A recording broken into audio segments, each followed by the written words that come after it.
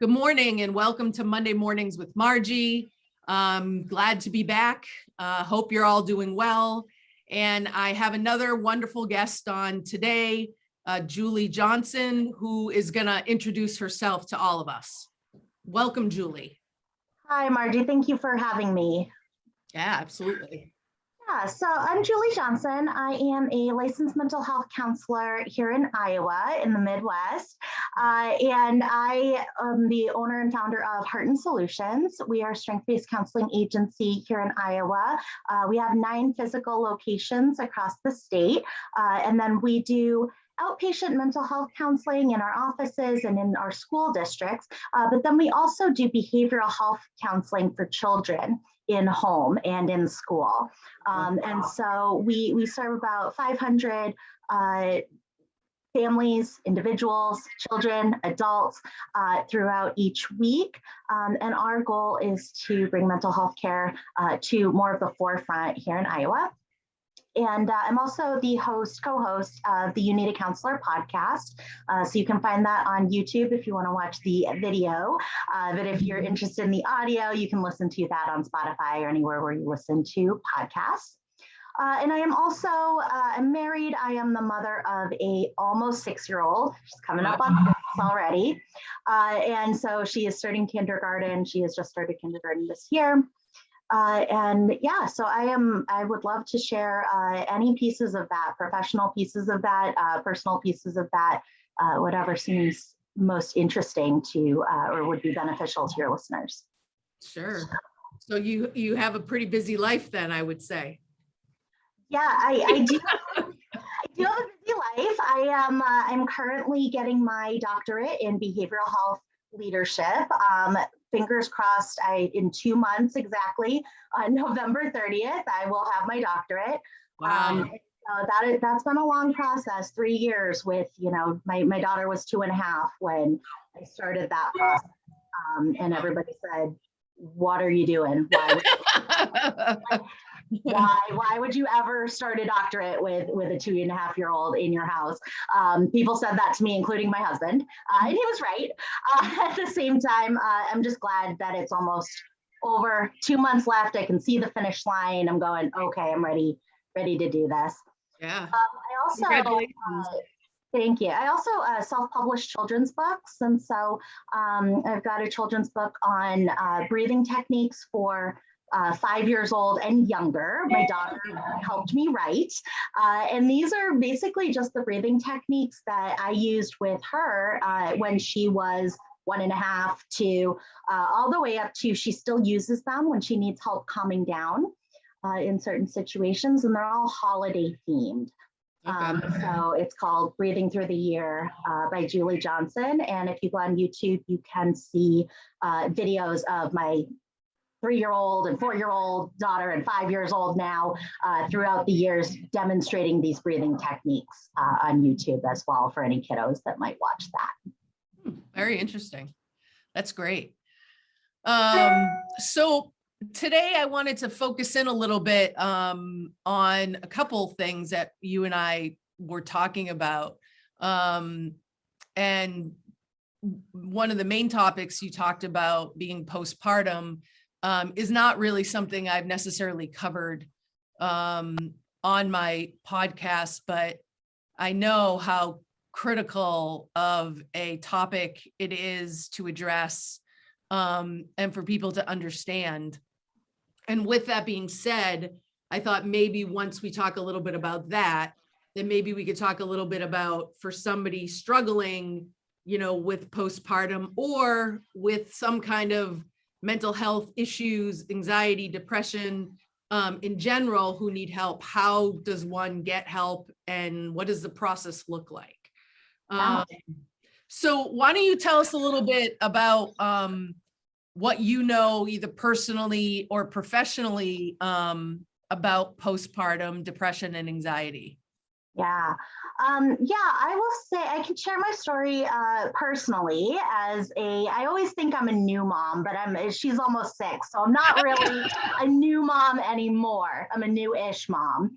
But yeah, I had I had struggled with infertility for about 4 years prior to getting pregnant with my daughter. So my husband and I got married, and we thought, okay, let's just be married for a year, and then we'll start trying to have a family. And so we started trying to have a family, and then a year later, nothing was happening. A year after that, a year after that, and a year after that. And I think like so many moms, or so many people who are looking to become moms or dads or parents, we're busy, right? So sometimes those things kind of fly by, and before I knew it, it had been 3 years and we were still not pregnant. And so, and then I started to get worried. And I think that worry comes in, and when you're going through infertility, it feels like everybody is pregnant, or everybody is getting pregnant. I remember going to a birthday party, and it was a birthday party for a 2-year-old, and the parents of the 2-year-old, our friends at the party, announced, hey, good news, we're expecting again. And they're gonna have a little brother. And I had to leave the party. I was at the point where I couldn't even be happy for people. I would see somebody would let me know, over text, hey, we're expecting, and I couldn't even be happy. I could say the things, but I couldn't feel joy for them. And so I think that because there's a lot of comparison for people, and there's a lot of expectation, I think, around especially newlyweds. I think that newlyweds get a lot of pressure to start a family, right? And as soon as you get married, it's, well, when are you having a kid? When are you starting a family? And then once you have one, you get about a year leeway, and then people start asking, when are you having your next one? And so there is a lot of pressure around that. So we experienced that, and then we did become pregnant, and it was a very, very difficult pregnancy. I had preeclampsia, which I had never, ever heard of before. So I had preeclampsia, and I had to go in for ultrasounds every single week and stress tests every single week. It was extremely difficult, and it was extremely dangerous pregnancy at the end of it. And so, but I was so, after going through all of that time of infertility, I was so excited and happy that I was going to have this baby, that it was almost like I felt like I needed to suppress any challenging feelings or uncomfortable feelings about the pregnancy itself, and about, my daughter coming into the world, and what was I going to do, and how was I going to be as a mom. It almost felt ungrateful at times, which my rational brain says, what? I can feel however I want. However, I know that it's very common after infertility, especially, to feel like, well, this is my miracle baby, right? Everything needs to feel perfect. I need to feel great about this. And so I had my daughter, beautiful, wonderful, healthy. And then we come home, and I didn't sleep for a week. And people kind of say that about newborns sometimes, like, oh man, I haven't slept in forever. But I would stand next to her bed. So she had her crib. I would stand next to the crib. I had a mattress on the floor, a roll-out mattress on her floor, where I thought, well, I'll sleep in there, or on the mattress. Never unrolled the mattress. I would just stand next to her crib and stare at her, and put my hand on her chest. Is she breathing? Right? I'd put my hand kind of like on her head. Does she feel warm? And I thought that was normal, because, I'm a new mom, right? And the thing about being a parent for the first time to any child, even if it's your 10th child, being a new mom to that child, or being a new parent or caregiver for that child, is a brand new experience every single time. And so it's very easy to discount, or it was for me, it was very easy to discount a lot of those things that were causing me distress. I was distressed standing next to her bed. And on our podcast, we talk a lot about distress as an indicator for us, right?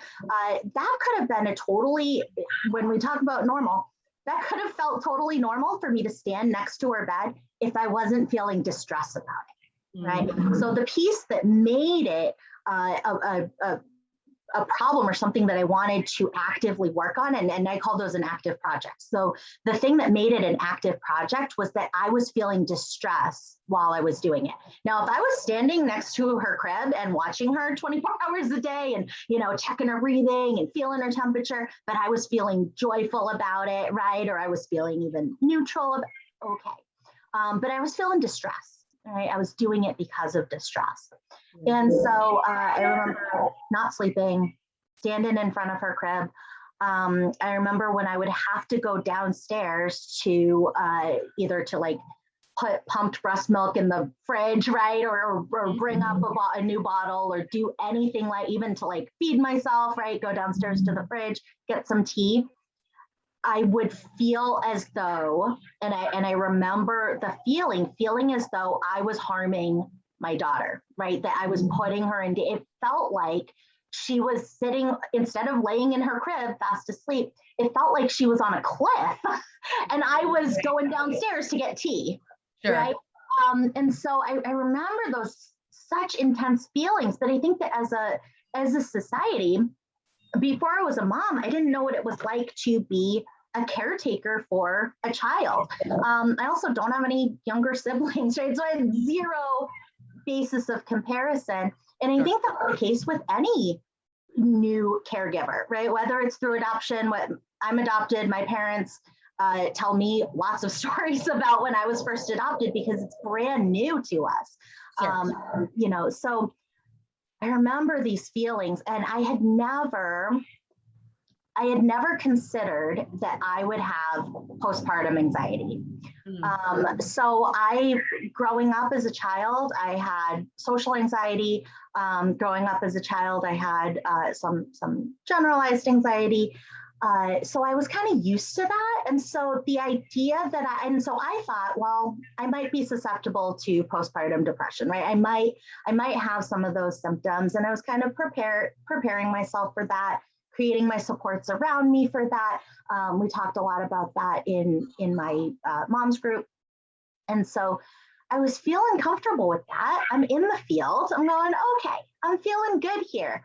Postpartum anxiety came at me like a brick wall. I had no idea that this is what it was going to be like. It wasn't on my radar, postpartum anxiety.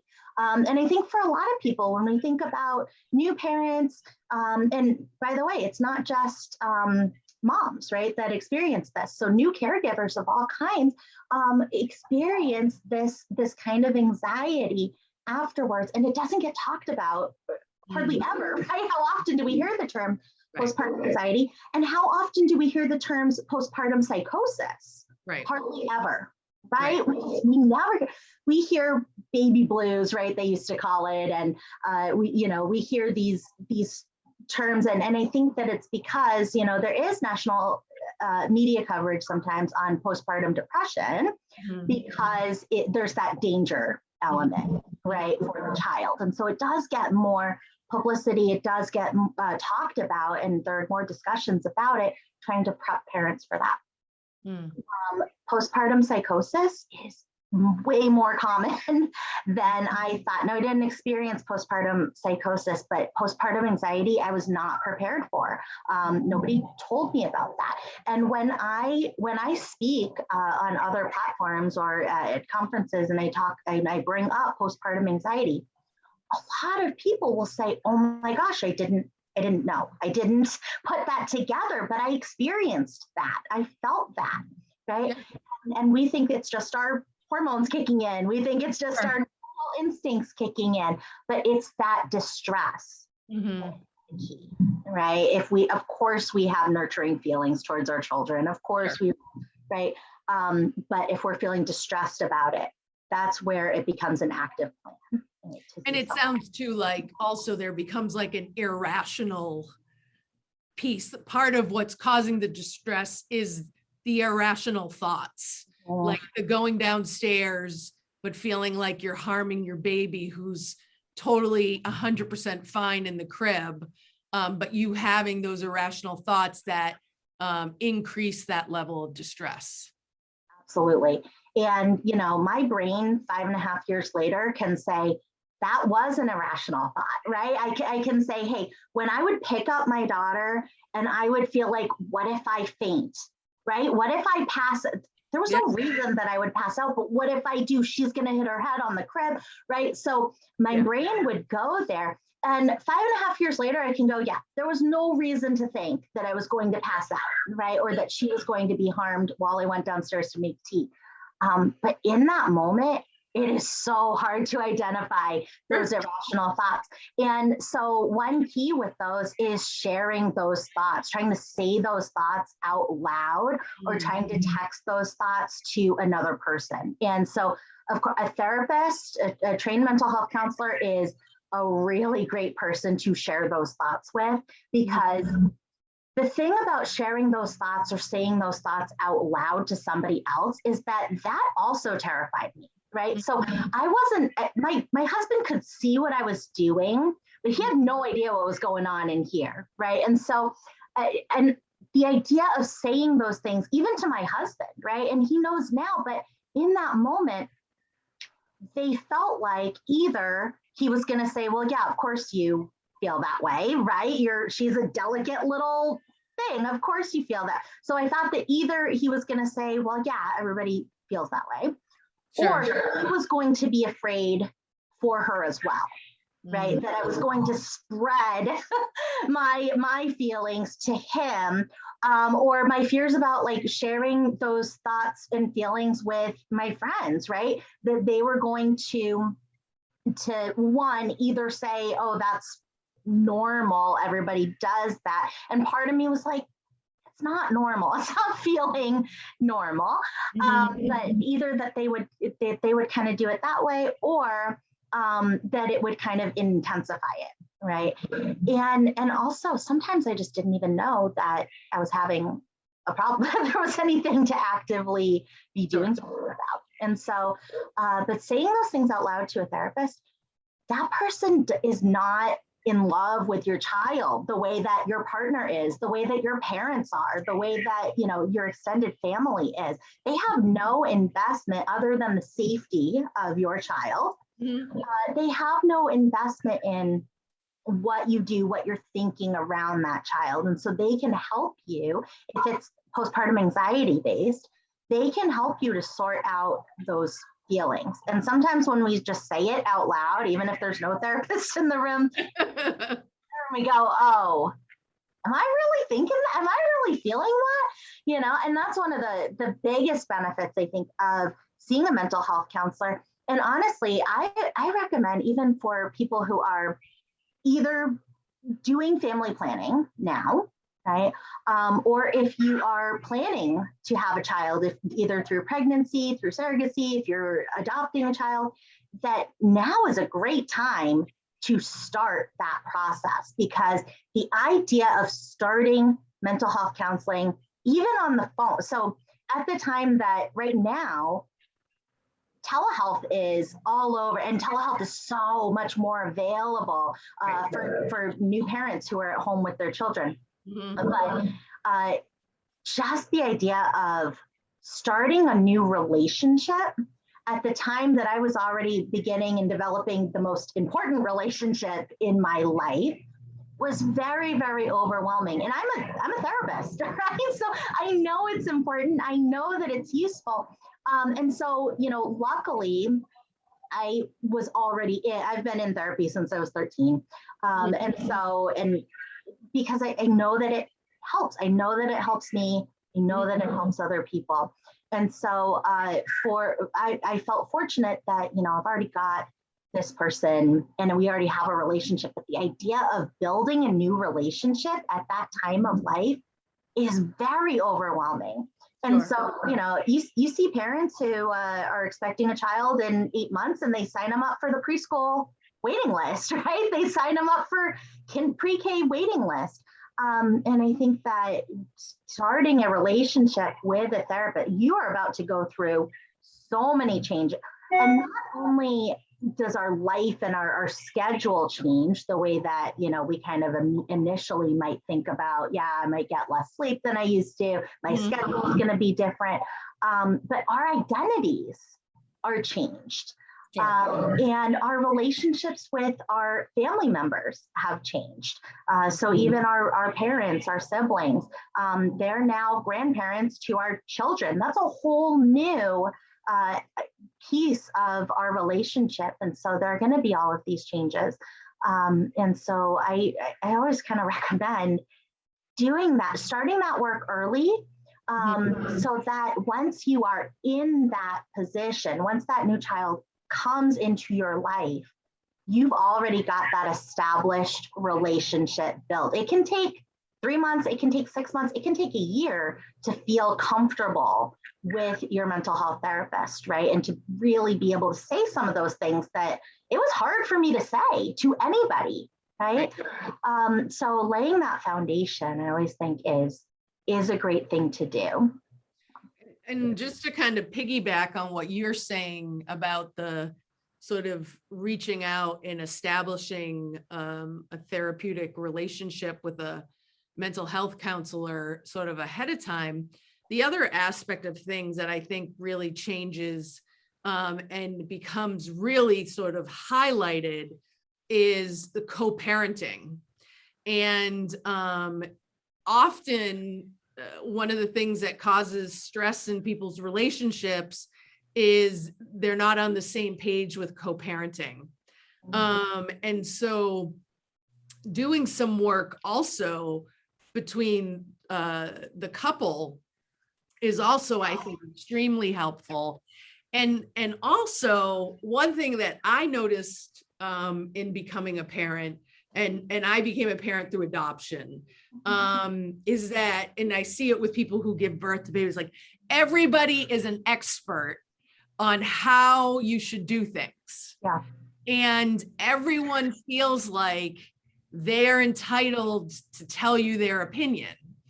And I think that if you are in any kind of distress and you have people telling you what to do or how to do it, or you're doing it wrong, or it's not good enough, you know, whatever the case is, that can cause you even more distress. But if you have that connection to a therapist, and you also have a solid foundation with your partner who you're co-parenting with, I feel like you can filter some of that out, or you can come up with some kind of standard lines, like, I appreciate your thoughts, your feedback. This is how we've decided to do this, you know? And so I think there's so many layers to what you're saying about what can be helpful to you as an individual, to the couple, and ultimately to the child who's being, you know, raised by these two people, but with this extended group around them, friends and family who love and care about them and want the best for them as well. So for all those reasons, I think you're like right on the mark. And then if you add in postpartum depression or anxiety or psychosis, now you've just magnified everything times 10. And you're right, having that person who you can share those thoughts with and trust enough to share those thoughts is so key, because many times people know on some level that what they're thinking is probably off, and maybe have some shame around it in sharing it. So needing to feel like you can bounce it off of someone who's not going to judge you, but is going to help you sort it through, I think is critical. Yeah. So I 100% agree with you on everything you said. Absolutely. I love what you're saying about, you know, your co-parenting, because you know, the top contentious issues and causes of divorce, right, are money issues and child raising issues, and then religion, right? And so that is one of the number one challenges for any couple. And a lot of places that do weddings, I'm a wedding officiant also. I don't require that people do couples counseling before I marry them, but I highly recommend it. But a lot of officiants, right, whether they're non-denominational or not, a lot of officiants will require marriage counseling. And there's nothing like that for when you add to your family. And so, I think that I love that kind of connection there, because yeah, it is up to us. We have to do it. And once our, child comes into our home, we're not always in a place to start that relationship, to start those conversations with our partner. So it is really, really great when we can preemptively. And, it's not just when we add children to our family. I think for all situations that come up, I have no idea what tomorrow brings, right? And so my life tomorrow could look completely different than my life today. We just never know. And tomorrow's not promised. We just don't know. And so I am never going to know. I can't mark on my calendar when I'm going to need a professional's help, when I'm going to need a relationship with a mental health counselor. I have no idea. This week, I might be feeling great and I might be doing great. But next week, something could change in my life. And in that moment of, surprise loss, right, where we don't know that it's coming, in that moment of those changes to our identity, to our lives, it's one of the most challenging times to start counseling and to start that process, because we're just not there, because we're either grieving, right, or we're going through these challenges in our lives. And so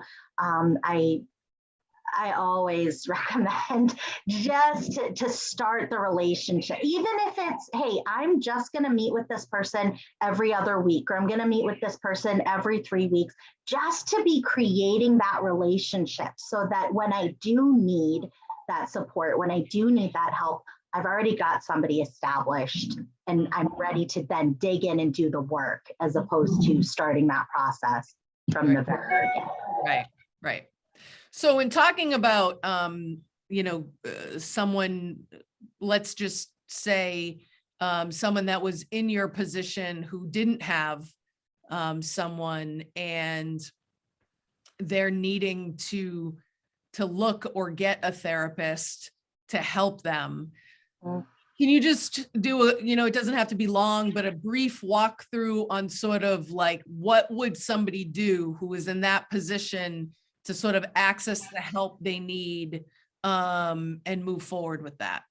Yeah, absolutely. So if you're in that position, or any position where you find, oh, I need some support right now, I need somebody who is not going to give me advice, I need somebody who doesn't have, a horse in the race of my life to be able to talk to and process through with. There are several ways to get connected for mental health counseling. And a lot of times people think that they need a referral from a doctor, that they think that they need a referral from some other organization. You can always self-refer yourself for mental health counseling, okay? So Psychology Today is a really, really great resource for locating counselors in your zip code. If you go to psychologytoday.com, put your zip code in and put your insurance type in there, you can search by your demographics and your age, your presenting challenge.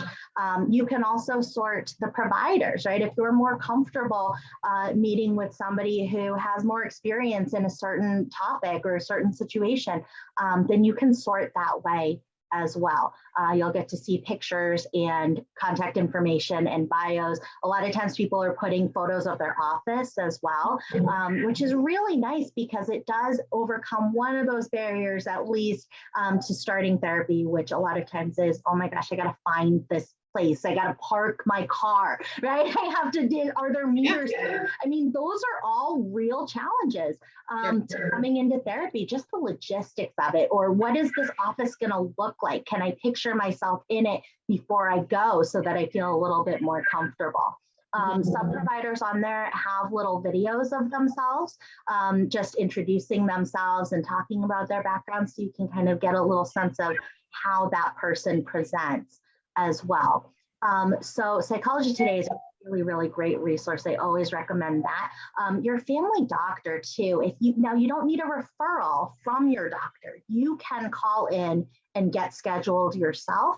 But if you don't find somebody on Psychology Today there in your zip code, I would say contact your family doctor's office and ask them, who do you recommend in this area? They can give you some names and phone numbers. You can give them a call and get started. I would say for that first phone call, make sure you have your insurance card with you. I think that trips up a lot of people about like, what do I need to do when I call in to get what are they going to ask me? The biggest thing that kind of is a hindrance for people is not having their insurance card with them. So if you want to feel really prepared, like, okay, I know what they're going to kind of ask, most information that they are likely to ask you, you're going to have off the top of your head about yourself. Okay. Right. The insurance card is the biggest one where people are like, because honestly, if you asked me for what my insurance number, I have no idea. It's downstairs. I have no clue. Okay. So just having that information kind of available to you. If it's your child, they might ask for your child's social security number. So things like that, just having that. Again, if you ask me my daughter's social security number, I have no idea, but I know exactly where it is. So I know if I'm going to call in to a place, I'm going to gather that information first. And then the other thing I like to warn people is once you go into a mental health counseling agency, you're likely to get an assessment as your first appointment. And those assessments can turn a lot of people off. They can feel very impersonal. They can feel like, okay, I just met you and you're asking me a ton of questions about my life. Like, who do you think you are? They can feel that way. And so I would encourage you, if you do experience that, just know that is part of it, that diagnostic assessment, but you are able, as the person who is gaining that support, you are able to say, you have every right to say, whoa, we need to slow down a little bit. Okay, can I get to know you a little bit first before you start digging into my past, right? And that is your right. And I think people don't know that as much, right? Because we talk about, as medical patients, right, that if my doctor, if I disagree with my doctor, a lot of times that's discouraged in a medical setting, right? I always hear like nurses will say, oh, they read WebMD, they think they're an expert on whatever it is. And so I've been discouraged by that, going to a medical provider and saying, here's what it is, here's some things. And, there's kind of a negative connotation with that, or at least I've experienced that. With mental health counseling, you are well within your rights, and I want people to hear that, to say, whoa, please slow this down, that I'm not comfortable answering that question. And also to pick your provider. So many times people will get in there with a provider and they'll go, oh, this person is not for me. And so counseling is not for me, right? And so I always like to say, I hate bubblegum ice cream, but there are a ton of ice cream flavors I do like, just bubblegum is disgusting to me. And so, but just because I don't like bubblegum ice cream doesn't mean that ice cream isn't for me, right? So I always encourage people, like, when you schedule your assessment, if you can schedule with 3 or 5 different providers, not on the same day. Please don't schedule your assessments on the same day. That will cause you billing problems. But if you can kind of schedule those out over the next couple of weeks, right? 3-4 weeks, give it some time. You've then got a basis of comparison, right? And I'm always honest with providers and say, look, I'm scheduling with different people because I want to find a good fit for me. Right? Sure. That is your right to do that. I always encourage that people do that. And some providers, I would say probably more in private practice settings, but maybe other settings as well, sometimes are willing to connect with the person and do like a 10-15 minute discussion, just to kind of get a sense if, they at least have some expertise in the area. And you can kind of get a sense if there's a vibe in the beginning, a good vibe or a not so good vibe in that time. But I also think it's up to therapists as well. And I know that when I worked as a therapist and I was doing an intake assessment, I would let people know, look, we're going to go through a lot of questions and you can answer what you're comfortable with and what you're not comfortable with. I understand. And we'll just work around that. But it doesn't mean that I'm the right person for you. And so we can talk about that and make those decisions. And sometimes as a therapist, I knew that I probably wasn't a good fit for the person. And I may say to my supervisor, these are what I see as the person's sort of main focus. And, I don't think that I fit the bill for what this person needs. So I think there's a dance. And I think, like you said, people need to understand that the dance exists. It's not rigid. And there is that flexibility, because at the end of the day, you want to find the right fit for yourself. So. Absolutely. And a lot of therapists will say those things and kind of, hey, this is going to be really, this first one is going to be a ton of questions, right? I promise it's not going to always be like that. But not all therapists are going to say that to you, Sure. right? So as the person going in, we get to say that, even if we're not prompted to. I think it's great. Yeah, absolutely. But yes, a lot of therapists will do that. And I always think that's wonderful. Yeah. Yep.